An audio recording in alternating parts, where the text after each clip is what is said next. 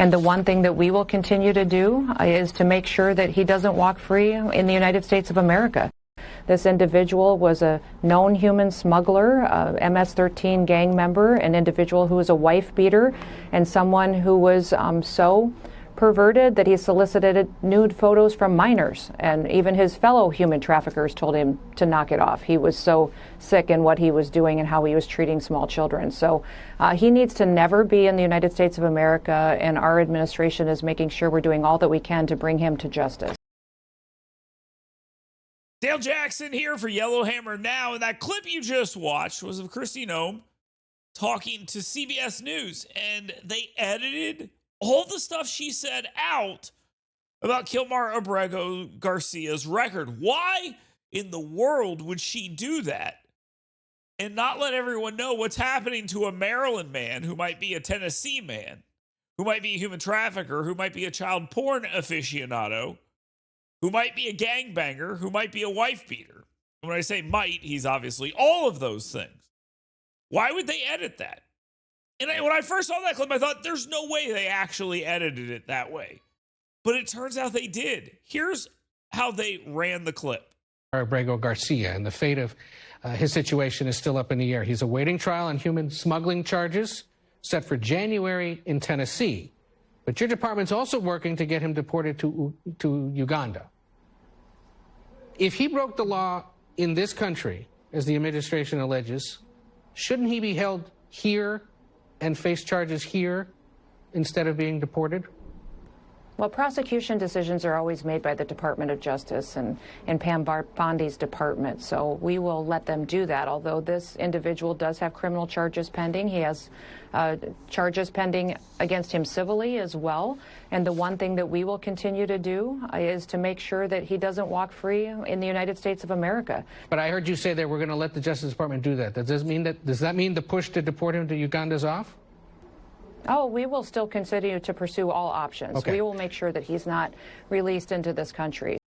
Now, keep in mind, they don't even like telling these stories. The amount of airtime this story has received is solely based on the idea that Kilmar Abrego Garcia is a victim.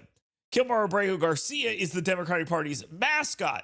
Mark Warner, a United States senator, supposed to be one of the sane Democrats, put this out on Twitter this weekend, saying that he's been trying to see Kilmar Abrego Garcia in prison. A few hours ago, I left the Farmville Detention Center, where I had a chance to meet with Kilmar Abrego Garcia.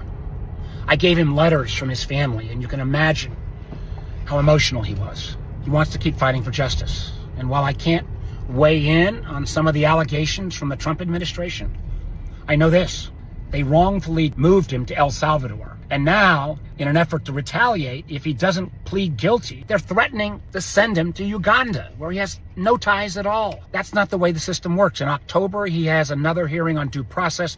There should be no action taken on deportation of this individual until that due process claims are resolved. I also saw a number of the other detainees from a variety of countries, some who didn't know even why they were there. I got a commitment from the private company that runs the facility that they'll work with us on improving both some of the food and some of the health care. Lord knows, with an ICE budget now bigger than the FBI, cost should not be a reason.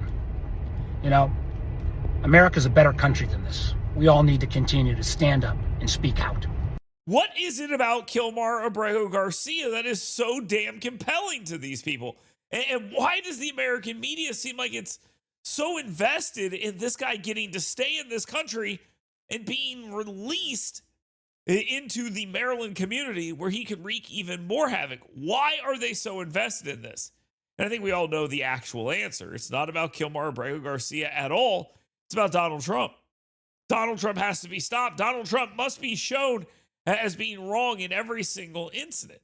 Even when he's right, he must be seen as wrong. If he's not, then he might be right about something else, and the American media cannot allow that.